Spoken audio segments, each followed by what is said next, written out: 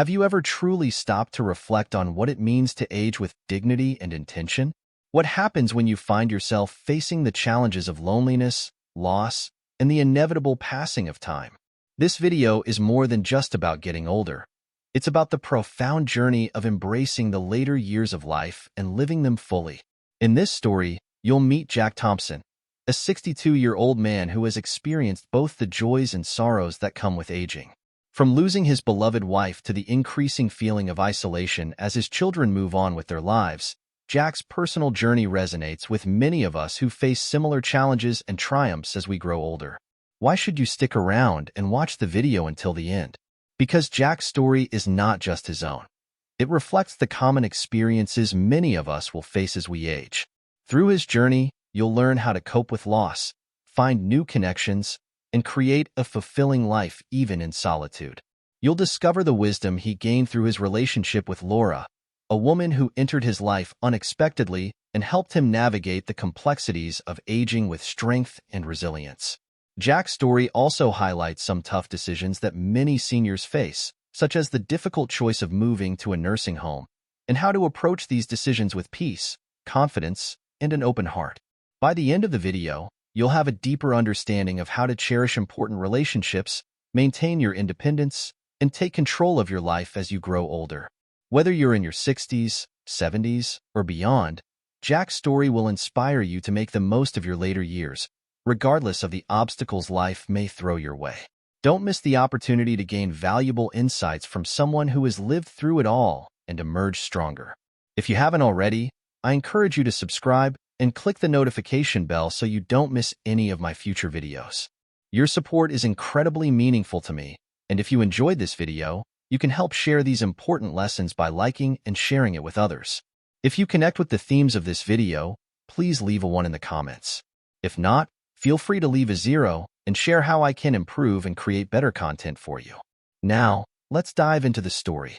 I had always envisioned retiring at a time when I could finally relax and enjoy the rewards of my hard work. I had planned for it carefully, knowing the future would eventually arrive. But as life often does, it threw me an unexpected curveball. I had to retire earlier than I had planned. Fortunately, I had always been cautious about my spending, kept a tight hold on my finances, and saved for unexpected situations, so financially, I was managing. But there was something I hadn't prepared for: the profound silence that now filled my life. There was a time when my family was everything to me. My son Adam and my daughter Emily now had their own families, and their lives were stable and thriving. Of course, I was proud of them, but a part of me longed for the days when the house was full of laughter and the sounds of children running around. Over time, however, the house grew quieter, and the lively energy that once filled it began to fade. A few years ago, my wife Sarah passed away after a long illness. That loss left an emptiness in my heart that never truly healed. As time passed, my children, who were once so close, became more absorbed in their own busy lives. They visited less and less, and with each passing day, I found myself alone more often. One afternoon, I sat on the sofa, surrounded by the silence of my empty house. The quiet seemed to envelop me, and all I could hear was the beating of my own heart and the distant hum of the world outside. The rooms that had once been full of life now echoed with loneliness. I felt it deep within me, a bitterness that I couldn't ignore.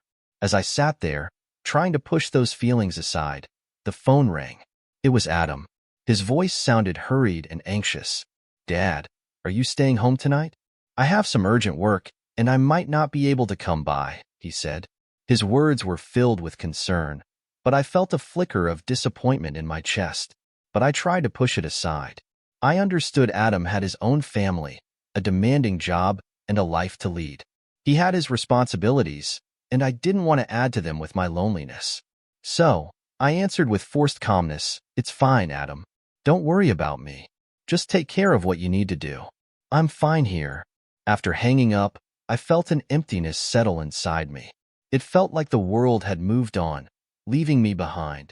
I had dedicated so many years to providing for my family, putting my heart and soul into everything. But now, in my retirement, with Sarah gone and my children living their own lives, I was left alone to face the silence. The emptiness seemed to grow deeper each day. The next day, my neighbor John came by for a visit. John and I were about the same age, and we'd always enjoyed talking. But this time, there was something unspoken between us. He sat down next to me, and after a long pause, he sighed. "So, it's just you here now, huh?" he asked, glancing around at the emptiness that mirrored my own feelings. I nodded silently. His words hung in the air, heavy. "Same here," he said, his voice tinged with sadness. "My wife is busy, and the kids are off doing their own thing." I felt his sorrow, and it reflected my own. John's words about loneliness at this stage of life felt like an unavoidable truth that I couldn't escape. "You have to think about it," he said. "What if one day you're all alone?" His question sliced through the silence, and I felt my heart sink. The thought of being all alone in this big house with no one to talk to, no one to check in on me, filled me with dread. His words kept repeating in my mind. What if I'm left alone? What will I do? I tried to shake it off, but it lingered, haunting me. A few days later, Emily came by with her son Noah. She brought some of his favorite childhood dishes, perhaps hoping it would lead to a longer visit. But as soon as she came in, she hurriedly explained, "Dad, I'm just stopping by to let Noah see you for a bit. But I have to go pick up Tom soon." Her rushed tone, her eyes darting back and forth, and the worried look on Noah's face made my heart ache. I tried to smile to hide the pain, but it was impossible. "Go ahead, take care of what you need to do. I'll be fine here," I said, though my words felt empty as soon as they left my lips. Emily barely had time to sit down before she was rushing out the door again with Noah in tow. I stood by the door, watching them leave, the sound of their footsteps fading into the distance. The house felt even emptier now, the silence even more oppressive. I couldn't stop the tears that welled up in my eyes or the sense of abandonment that settled deep in my heart. That night, as I lay in bed, the question from earlier echoed painfully in my mind. What will I do if I'm left alone? I knew I couldn't continue living like this. I had to do something, change something. I couldn't keep drifting through this quiet, lonely existence.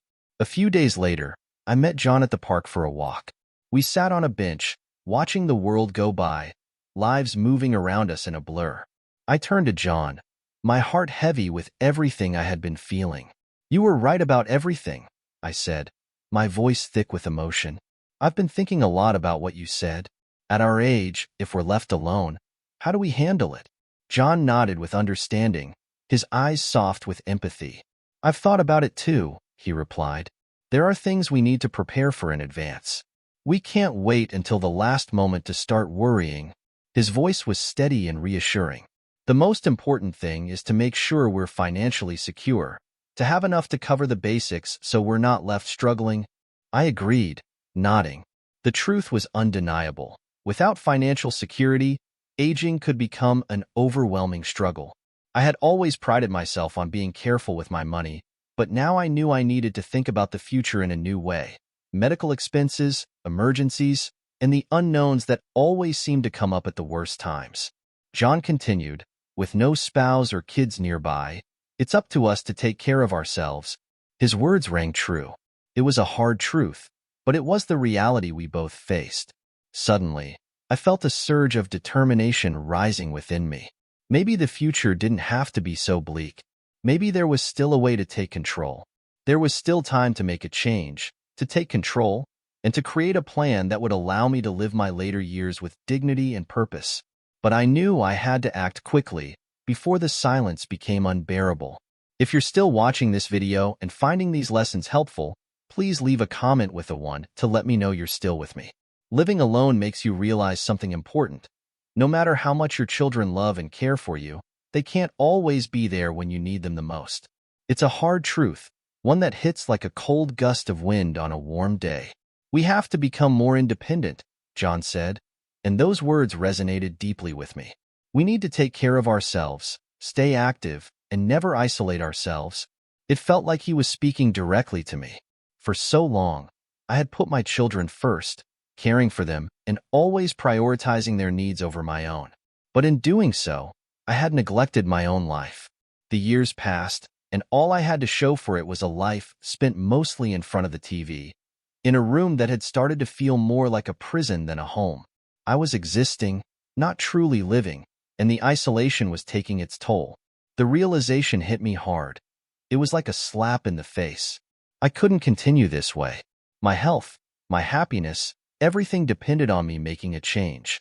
It was so easy to fall into the comfort of routine and let time slip by unnoticed, but I knew deep down that if I kept going this way, it would only lead to a slow decline into poor health and loneliness. I couldn't let that happen. So, I decided to change. It felt overwhelming at first, but each small step counted. Every morning, I began walking to the park. Just a short walk, but it was a start, a step toward regaining control of my life. In the evenings, I found comfort at the community center, playing chess and chatting with other seniors. At first, it felt awkward, and loneliness still tried to pull me back into isolation, but little by little, I built new friendships, and my life began to feel richer and more fulfilling. Still, despite all the new activities, there was a persistent emptiness that wouldn't go away.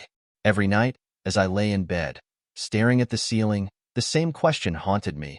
Who would be there for me when I'm sick, or when I need someone to talk to or help me through tough times? The silence in the room seemed to amplify these fears, and the more I thought about it, the more unsettled I became. I had always been content living alone, but now I couldn't shake the thought that maybe I needed someone by my side. Not to take care of me, but just to be there, to share the quiet moments and the challenges of getting older. But then, a wave of guilt would wash over me. Sarah had only passed recently, and I felt like any step toward finding companionship again would be a betrayal of her memory. How could I ever let go of her love and presence? Yet, no matter how much I tried to push these feelings aside, the loneliness inside me grew stronger with each passing day. One day, after much hesitation, I finally found the courage to talk to my old friend John. He listened with a knowing look, his silence speaking volumes. "I get it," he said softly, his voice filled with compassion. "After my wife passed, I felt the same way. We don't need someone to depend on, but we do need someone to talk to, someone to share the highs and lows of life with, someone to support us when we need it the most." His words brought me comfort, a kind of relief I hadn't realized I needed. He was right.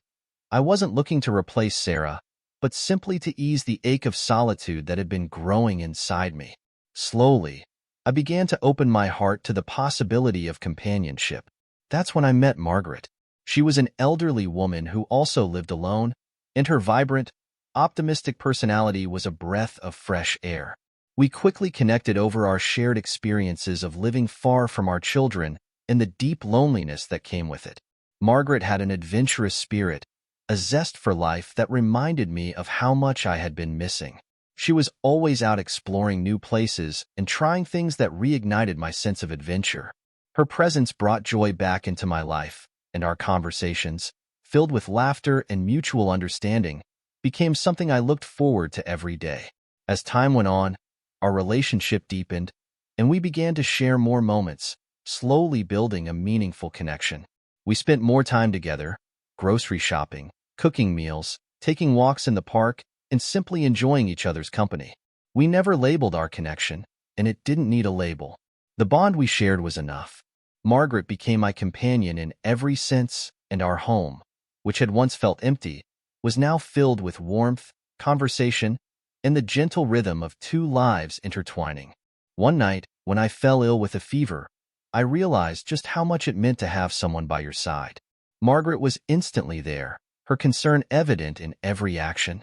She rushed to get me medicine, gently placing a cool cloth on my forehead, her hands tender yet strong in their care. She even called Adam, urging him to take me to the hospital. When Adam arrived and saw Margaret looking after me so carefully, he was surprised. His worry was clear, but I reassured him with a faint smile. "I didn't want to worry you. You've got your own life, and Margaret takes excellent care of me." Adam seemed torn, but his gratitude was evident. He insisted on taking me to the doctor, and although it was just a fever, the simple act of being cared for made all the difference. That night, as I lay in bed, I watched Margaret take care of everything. The house was no longer just a place where I existed. It had become a home filled with love, tenderness, and companionship. The emptiness that once defined my life was replaced with something far more meaningful. I realized that the companionship we shared wasn't about replacing what I had lost, but about finding a new kind of love, a quiet, steady, and comforting love. It wasn't the passionate love of youth, but it brought peace, security, and warmth in the twilight of life. Margaret was no longer just a companion. She was the light that had pierced my darkness, reminding me that even in old age, we don't have to be alone.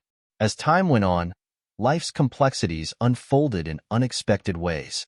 One day, while I was quietly going about my routine, Margaret received a phone call that would change everything. Her son, her beloved child, was getting married and wanted her to come live with him and his new family. When Margaret shared the news, a surge of bitterness filled my heart, but I fought to keep my emotions in check. I smiled weakly, trying to mask the sadness creeping inside. "Your son is getting married?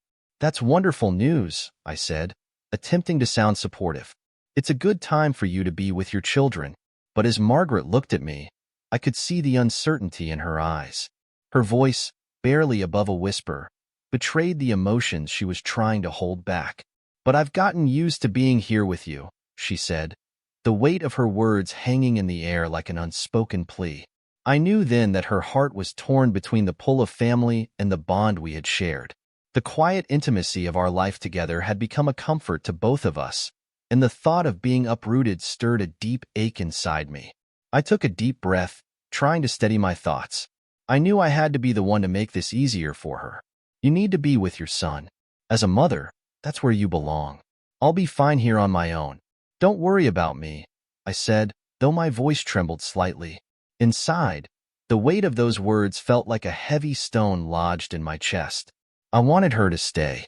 I wanted to hold on to the warmth and comfort of our time together, but deep down, I knew this was what she needed. After days of quiet reflection, Margaret decided to return to her son. I drove her to the bus stop, my heart filled with a mixture of love, sadness, and resignation. Watching her board the bus, I felt as though a piece of my heart was being left behind. As the bus pulled away, I stood there frozen, feeling like the world had gone silent, leaving me with a hollow emptiness. Returning to the empty house, the silence was deafening. It was a loneliness I hadn't expected, a feeling more intense than I had imagined.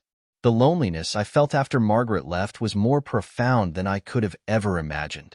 It became a struggle to face the reality of what many elderly people must endure: solitude. The thought of being alone in my later years kept creeping into my mind, and soon, tears welled up as I tried to understand the emptiness that had overtaken me. Margaret's absence left a hole that nothing seemed to fill. Each morning, I went through my routine, exercising, meeting with old friends, but her companionship was sorely missed. My children, Adam and Emily, still checked in on me, but their lives were busy. I didn't want to burden them with my loneliness. They had their own families, their own responsibilities, and though they made the effort, I could feel the distance between us. Every time they called, I reassured them I was fine, but deep down, I knew the painful truth. The loneliness was only getting worse, sinking deeper into my soul. One afternoon, while at the community center, surrounded by familiar faces, I felt more isolated than ever. That's when I overheard a conversation about the possibility of moving into a nursing home. It struck me like a lightning bolt. Maybe this was the answer. Maybe this was where I could find some peace and connection. The next day, I called Adam, hoping he would understand. There was a long pause on the other end before he spoke, concern filling his voice. "Dad, are you sure about moving into a nursing home? Doesn't it feel cold?" he asked. His words made me pause, but I knew what I had to say. "Adam, it's not about the coldness. It's about finding a place where I can be at peace for the long term. You and Emily have your own lives, and I don't want to be a burden. At least in a nursing home, there are people around. I won't be so alone." Adam hesitated, the worry still in his voice. He promised to talk it over with Emily. A few days later, they came over, sitting on the couch with drawn faces, clearly concerned. Emily spoke first, her voice thick with emotion. "Dad, we understand it's hard for you to be on your own, but are you sure a nursing home is the right choice? What if you feel even more isolated there?" Their concern warmed my heart, but I knew I had to stand firm. You don't need to worry about me. I've thought it through. I need a place where I can enjoy my later years in peace. A nursing home isn't perfect, but it's better than being alone here. You both have your own lives, and I don't want to impose on that. Their silence said a lot, but after a long pause, they agreed. Dad, if this is what you want, we'll respect your choice. But we'll visit you often, Adam promised. A wave of relief washed over me. I wasn't completely alone in this decision. A few months later, I moved into a nursing home in the suburbs. It was a beautiful place with flower gardens, activity rooms, and many seniors my age. On my first day, I took a walk around the yard and met Mr. Robinson, a long-term resident. He greeted me with a warm smile and offered to show me around, introducing me to a few new faces, which made the transition a little easier. That evening, as I lay in my new bed, gazing out the window at the night sky, I felt a strange sense of calm. It wasn't home, and it wasn't the life I had imagined, but it was a new beginning. I had made a few new friends, and the possibility of companionship, however small, eased the weight of my loneliness. 6 months passed, and I found my routine. I ate regularly, exercised, and spent time socializing with my new friends. The crushing solitude I once feared was no longer a constant presence. I had found a new rhythm, a new sense of purpose. Though it wasn't the life I had imagined, it was one I could live with, peaceful, connected, and for the first time in a long while, filled with hope. Life had become a peaceful rhythm, filled with the simplicity of small pleasures. Playing chess, enjoying quiet moments, and chatting with friends. These small daily routines had become my sanctuary.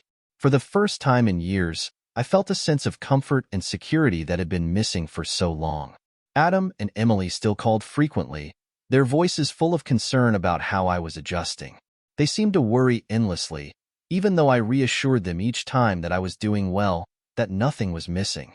I tried to ease their minds, but deep down, I knew they couldn't fully understand the peace I had found in solitude. I had learned to embrace it, to appreciate it, to feel grounded in it. Then one afternoon, after a quiet lunch, I sat in the sun, letting its warmth wash over me. The simplicity of the moment was soothing.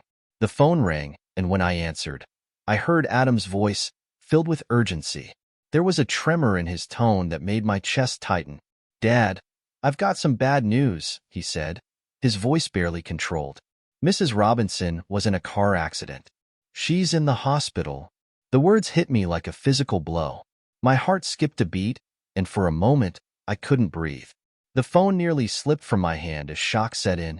I had to steady myself, sitting on the edge of the chair, struggling to process the gravity of what he was saying. "What happened? How is she?" I stammered, my voice barely a whisper as panic began to rise. Adam's voice faltered. "I just got the news and rushed over. Do you want to come to the hospital?" The ground beneath me seemed to disappear. The news of Mrs. Robinson, someone I had come to care for deeply, was almost too much to bear. At that moment, I couldn't think. I couldn't reason. I hung up the phone, calling the nursing home staff to arrange for transportation, my mind racing with thoughts I couldn't control. How could something so tragic happen to her now? The last time I saw her, I had smiled and told her to take care of herself. And now this. Her smiling face haunted me. All I could think about was how fragile life truly is. When I arrived at the hospital, I saw Adam and Emily standing outside the emergency room, their faces full of worry and deep concern. The weight of their expressions made everything feel far too real. Adam helped me sit down, his hands trembling slightly as he guided me to a chair. "Dad," he said, his voice heavy with dread. "The doctors are doing everything they can, but the situation isn't looking good." His words hit me like a heavy blow, and I could barely look at him. My heart pounded in my chest as I stared at the red light blinking above the surgical room door.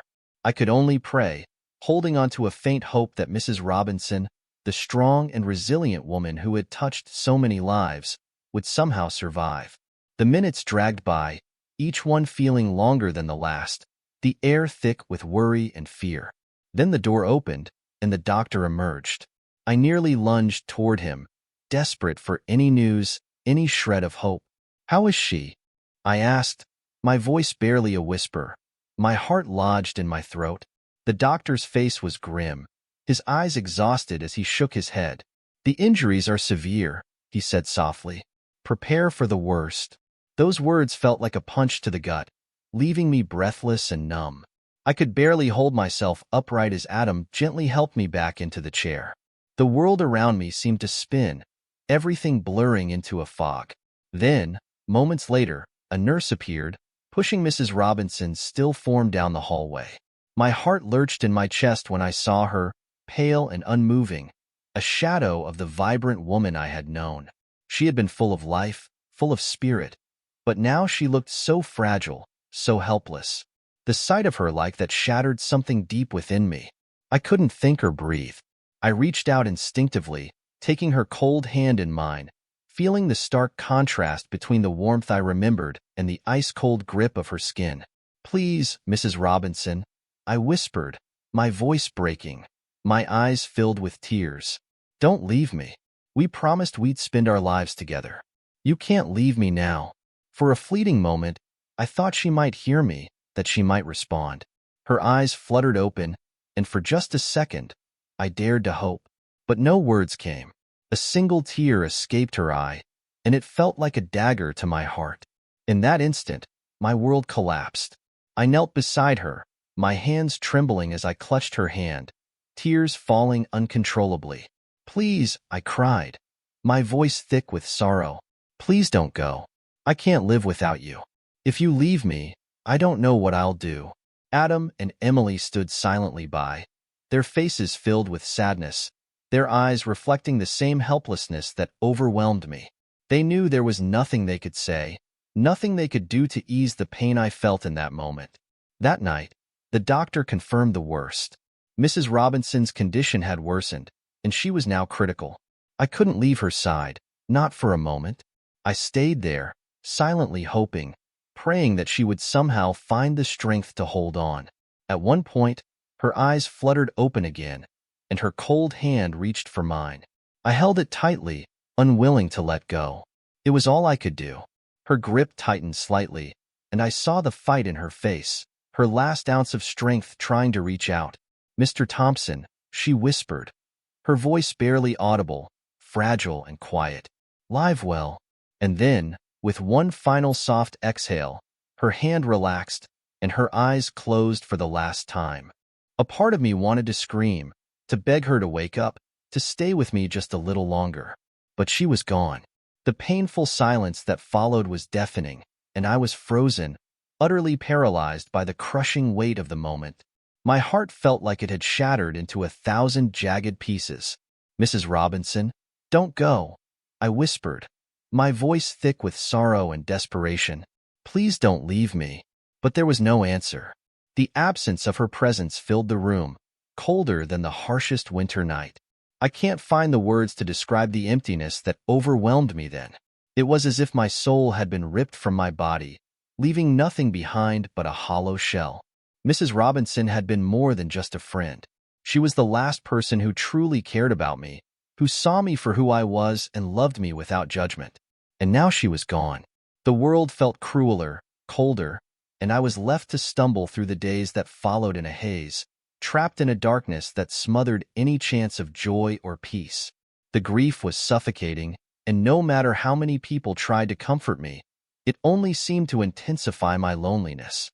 At the nursing home, the days blurred together, one indistinguishable from the next.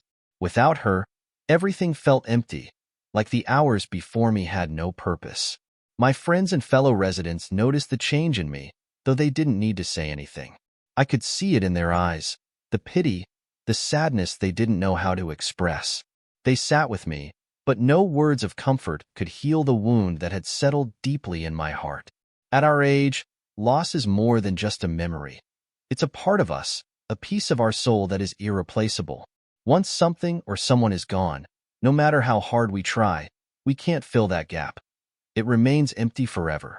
Adam and Emily still came by often, bringing their young children, hoping that their laughter and innocence would lift my spirit.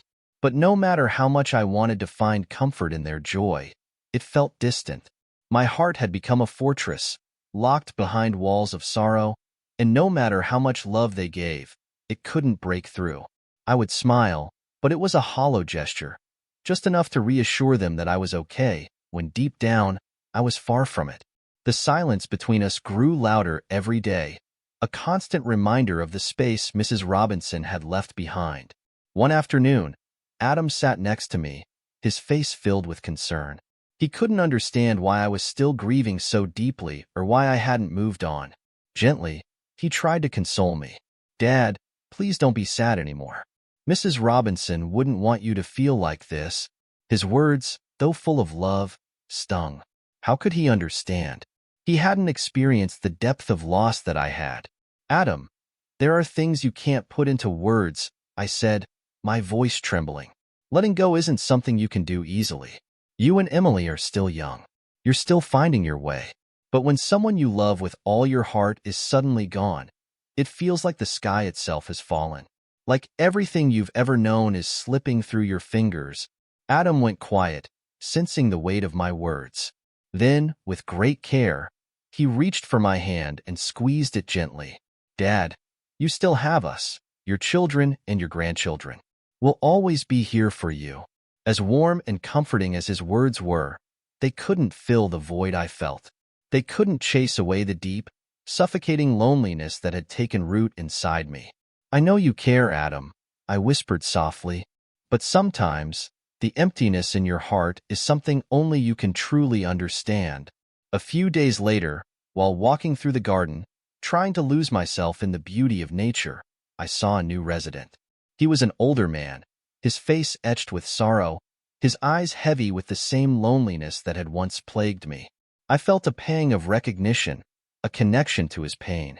I walked over slowly, placing my hand gently on his shoulder, offering him the same comfort I had longed for myself. "Are you new here?" I asked softly. "Would you like to take a walk with me?" He looked at me, and though his lips didn't move, I saw gratitude in his eyes. We walked together side by side through the garden in silence, but we didn't need words. There was an understanding between us, an unspoken recognition of the weight of our years and the losses we had both endured. We were just two souls wandering through the final chapters of our lives, finding what comfort we could in each other's company. That night, as I lay in bed, I thought of Mrs. Robinson again. Her soft voice seemed to echo in my mind. Her smile, her gentle touch. Those moments had become my most precious memories, and now they were all I had left of her. It was hard to imagine a life without her in it, but as I closed my eyes, I realized something. Even though she was gone, a part of her would always be with me.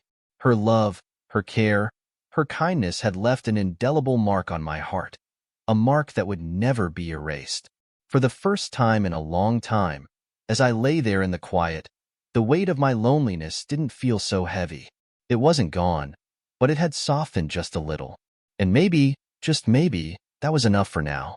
Although Mrs. Robinson's passing had plunged me into profound sadness, the lesson she had imparted during her life would forever remain etched in my heart. She had taught me something that transcended all else: the importance of cherishing every relationship we encounter, whether with family, friends, or even fleeting acquaintances. These bonds, however small or grand, are what fill the empty spaces in our hearts. They are what make life meaningful, providing us with connection, understanding, and comfort when the world feels too vast or overwhelming. Without these relationships, I can't help but feel that our existence would be far emptier. They are the anchors that ground us, and in a world where everything is transient, they are one of the few constants we can rely on.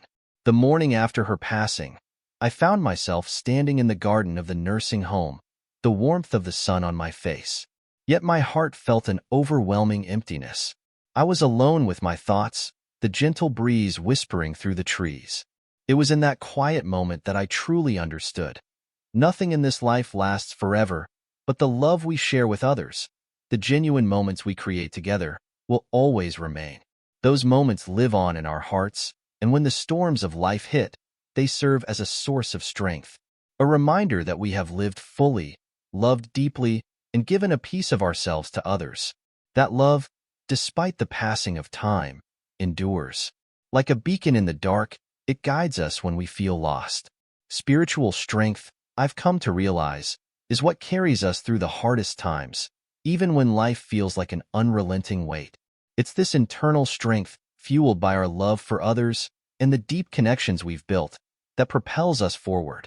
The great Japanese author Haruki Murakami once said, "I always thought that people age slowly. In reality, people don't just age in a moment. In the blink of an eye, a day has passed, a year has ended, and in the blink of an eye, a lifetime has gone by. Don't think you're still young. One day, as time goes on, you begin to notice the subtle signs of aging, the first gray hairs, the small wrinkles forming on your face. It's a slow process that catches you off guard. One day, you realize that time has slipped away without your permission, and you find yourself at a point in life where the years seem to have passed too quickly. Eventually, you come to a place where discussing your age becomes something you avoid, as though acknowledging it is a quiet acceptance of crossing into a new phase of life. As you grow older, the weight of time becomes impossible to ignore. When your parents start aging and require your care, it's a jarring moment of realization that you've passed beyond youth. The world begins to treat you differently, calling you sir or ma'am, and in those moments, you feel a pang of discomfort.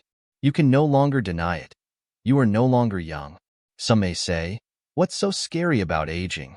But as soon as those words leave your lips, you can feel the weight of them.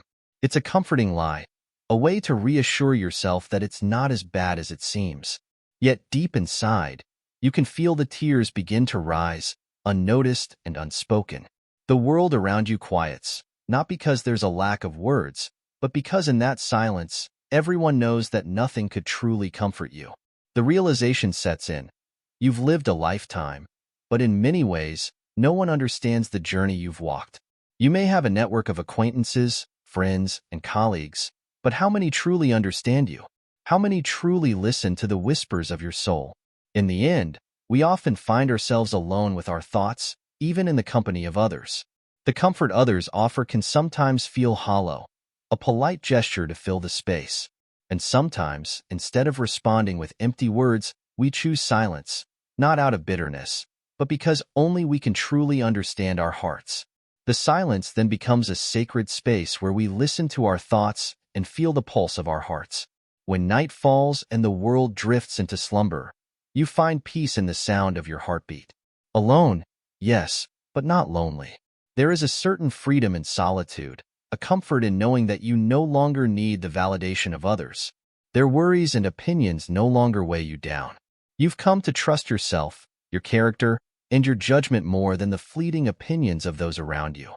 As time slips by unnoticed, you realize that the noise of the world grows quieter, not because there's nothing left to say, but because there's nothing more that needs to be said. People around you start to understand that silence often speaks louder than words. How many of the people around you truly understand the depth of your journey? Few, if any. And at times, you may feel as though no one is truly listening. But perhaps that is okay. The words of comfort we receive often mask the deeper truth, the truth we're reluctant to face. So, we choose silence. In that stillness, we find clarity, a deeper connection with ourselves. Only then can we truly hear our hearts and our thoughts, without the interference of others. Life is full of struggles, and adversity often feels like the only constant. Sometimes, failure seems inevitable. But through it all, we learn to accept that there are forces beyond our control, and in that acceptance, we find peace. We come to realize that as long as we've given our best effort, we can hold our heads high, free from shame. The self-respect we gain is not from pride, but from humility. We recognize the goodness within us, but instead of allowing it to inflate our egos, we carry it with grace. Humility becomes part of who we are, and in turn, it makes us more deserving of respect. As the years go by, you can't help but notice the changes in yourself. They are subtle, almost imperceptible at times, but they are undeniable. You've transformed with age. While the world around you continues to change, one thing becomes clear. You have become more than you ever thought possible. The years, the struggles, the joys, they have shaped you. And now, you are stronger, wiser, and more aware of the beauty life has to offer, no matter how fleeting it may be. Old age has been a relentless teacher, reshaping my spirit and deepening my understanding of life. Most profoundly, it has transformed my view of love. I once thought love was simple, pure, a bond between two people holding hands, growing old together. I believed that love was the anchor that kept us grounded, that nothing could shake it, no matter how time passed. But as the years have gone by, I've come to understand a bittersweet truth. Many relationships are fleeting, like the petals of a flower that bloom brightly but fade too quickly. They are temporary, often more about the moments we share than the eternity we once imagined. Life moves so quickly that the past, present, and future start to blend together. We feel a quiet ache as we realize that the people who once seemed irreplaceable, the ones who were the pillars of our lives, have either changed or drifted away. Even the most cherished memories, once so vivid and full of life, begin to fade with time. The longer you live, the more you come to understand that life, with all its complexities, can be both a source of great joy and deep sorrow. There are moments when accepting this truth seems impossible. You wrestle with it in the depths of your soul, trying to make peace with it. Yet, there's an undeniable calm that comes when you realize not everything is meant to stay the same. Some things, once perfect in our eyes, simply lose their luster, and we must let them go. The things that once bothered you, the moments you would have spent criticizing or trying to change, begin to fade into the background. You come to realize that some things simply are, and no amount of wishing can alter their existence. Life doesn't ask for permission to change, it just does. People will disappoint you, and you will disappoint yourself. It's hard to accept, but the truth is that sometimes we give too much of ourselves to others, and in return, we end up feeling empty, as though our kindness was taken for granted. People who once needed you now treat your love and care as something guaranteed, as if they can always rely on it. I've learned, sometimes painfully, that I must treat myself with more kindness. I need to guard my heart more fiercely and, when necessary, be a little colder toward others to preserve my well-being. As time passes, you start to see that disappointment isn't just a passing feeling. It's a constant companion on the journey of life. The more you pour your heart into something, the more vulnerable you become to being let down. Yet, there is a strange beauty in that vulnerability, because it reminds you that you're still alive, still hoping, still reaching for something better. Over time, I've realized that it's foolish to place all your hopes in one place. Hope, though powerful, can also lead to deep disappointment. In this realization, you begin to learn the delicate balance of hope and acceptance. There are moments when you must push forward with all your might, but there are also times when you need to step back, take a breath, and allow things to unfold. The secret is learning how to balance hope and disappointment. Once you do, you stop worrying so much about the outcome. What truly matters is not what you gain or lose, but how you carry yourself through it all, and how you continue moving forward with grace, no matter what challenges life throws your way. In the end, after everything, the love, the loss, the hope, and the disappointment, I've come to understand one profound truth. The only way to avoid true failure is to rely on yourself. While it's comforting to have the support of others, there's a deeper, quieter strength that comes from being self-sufficient. From knowing that, in the end, you are the one who will always be there for you. When the world feels uncertain and when you have no one else to turn to, you'll discover just how strong you truly are. This is the moment when you rise, not because you have to, but because you realize you've always had the strength within you. And that, more than anything else, is the most precious gift you can give yourself. As we reach the end of this reflection, I invite you to think about what you've learned from these life lessons. Life teaches us so much about love, loss, hope, and the incredible strength that lies within us. What lesson has resonated with you the most today? What one lesson will you take with you, and how will you put it into practice in your life? I'd love to hear your thoughts. Please share one thing you've learned and how it will influence your actions moving forward in the comments below. Your insights could inspire and encourage others who are on the same journey. If you enjoyed this video, please leave your comment and don't forget to like, share, and subscribe to our channel. Thank you for watching, and I look forward to seeing you in the next video.